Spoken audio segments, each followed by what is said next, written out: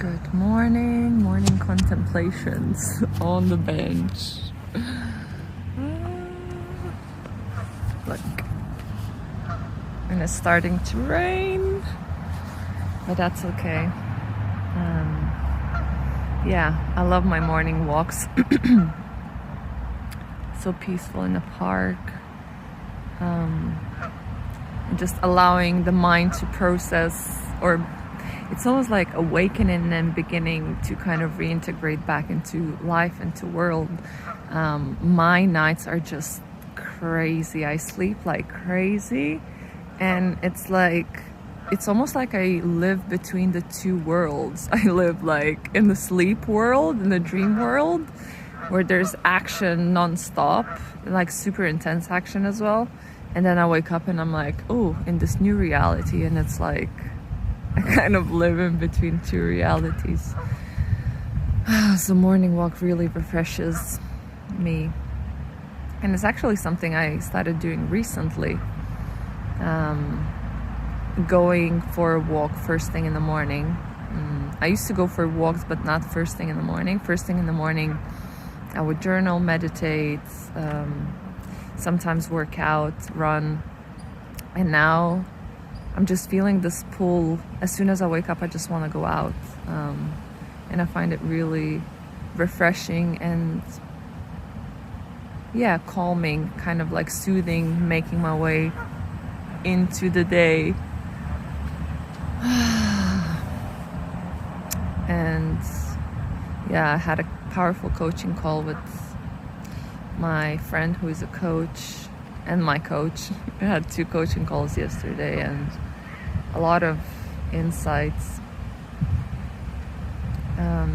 But one that I was just pondering on as I was sitting here drinking coffee, which has tendency, where I have the tendency to overindulge. And this pattern of overindulgence has been very present for me lately, or my whole life. I had a binge eating disorder, which I had for a year, and I only realized after a year while I was listening to the podcast, and a woman defined the criteria, and I was like, fuck, this is me. So I had this love-hate relationship with food, and overindulging. And then having a conversation with my mom, who is suffering from alcohol addiction now, and she's a former heroin addict. I really don't like this word addict, sounds horrible, but I don't know how else to define. But so she's overindulging. She's overindulging in alcohol. I'm overindulging in coffee, in chocolate.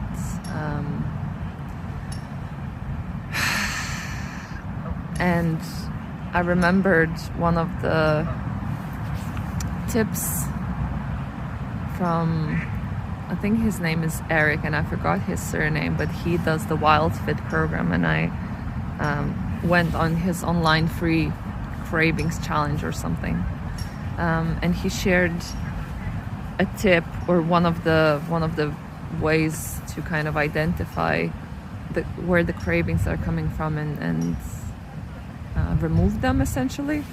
And it was by asking a question: what is it that I really need right now? As soon as we feel the impulse, what is it that I really need? And addressing that first, and then if you still want, then indulge in your craving. And he was like, I guarantee you, more often than not, you will address the need and the craving will go away. And I was reminded about that yesterday through my coaching session,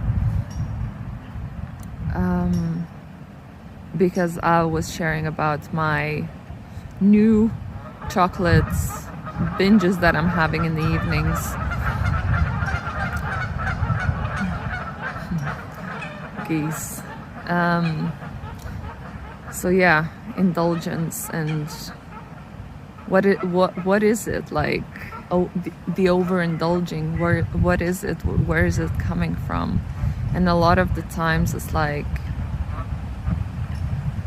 yeah. So the question what I was asked was, how was it different in the past when I was overindulging in things, and how things are like, what's different now? And I was saying my awareness around it has changed. In the past, when I was overindulging, I didn't really care. I couldn't care less. And now I have the awareness. I have bigger vision and bigger goals. And I know how things make me feel when I overindulge. So that's how it's different.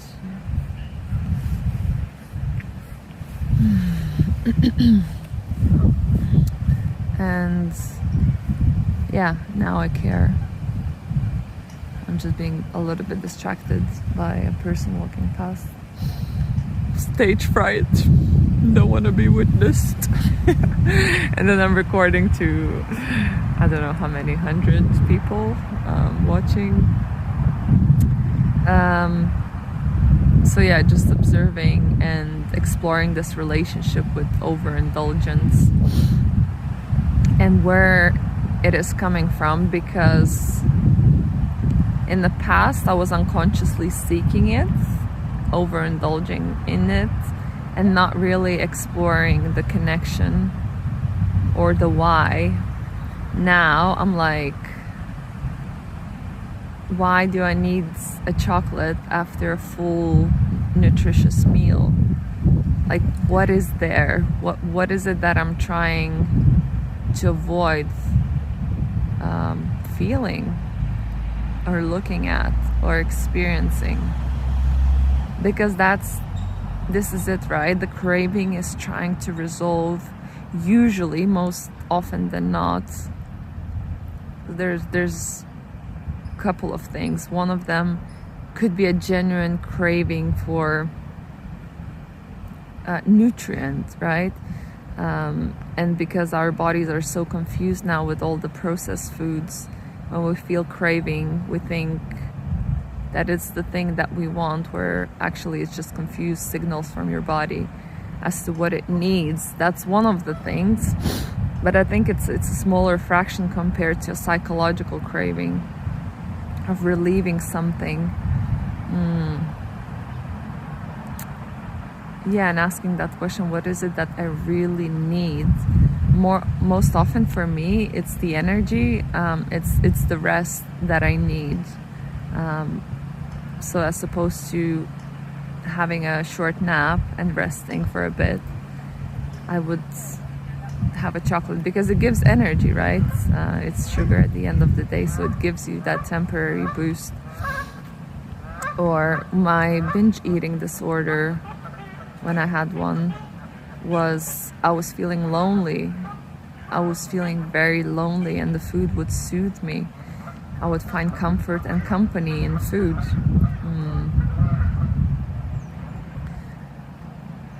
So yeah, it's like all these impulses and cravings that we're seeking, they are resolving something, so, like some kind of psychological tension.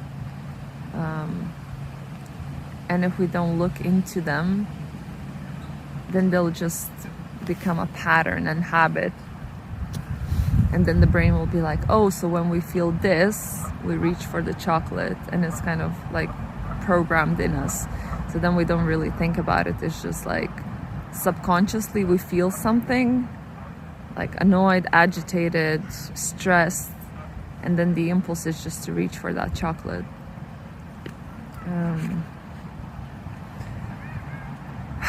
Yeah, and it's such a simple thing, actually, to simple. I'm saying simple at the same time. It's quite it takes a lot of energy and awareness to interrupt that pattern. And I love this quote, between stimuli and response there's a gap, but I think that's the gap that's the trickiest to pause in and really explore. Like, what is it that I really need right now? And addressing that. So that's a pattern interrupt. It's like, I don't know, if the swing or carousel, you know, is swinging it at full swing, it's like you're trying to interrupt that and stop that or slow it down. It's like, it's gonna be challenging. But the more we do it, the more we interrupt that pattern, the more we condition ourselves that this is not the response that I want to be making. Yes, at the end of the day, it's easy in the sense of like there's not, like it's not a rocket science. It's just really learning how to pause in the moment and ask that question and address that. Before submerging in the craving. So that's that. That's my morning pondering on cravings, impulses, and what was the first thing? Overindulgence. Because the thing is, like, no matter how much we stuff things into us, it's like it will relieve us in the moment, but it doesn't make the root cause go away. And I think a lot of that is past traumas as well, past patterns, past traumas. So for my mom, she had, like, I don't even want to begin to contemplate the amount of trauma that she had. So obviously all of that is unprocessed in her system, and she doesn't know how to cope with life effectively. All of her demons, shadows are hunting her. So to kind of quiet the mind and relieve herself, like alcohol does that for her. So it solves the problem, which is not an effective solution, but yeah. So have a think about what are you trying to solve whenever you reach for something, whenever you're trying to resolve your impulse, and ask yourself, what do I really need right now?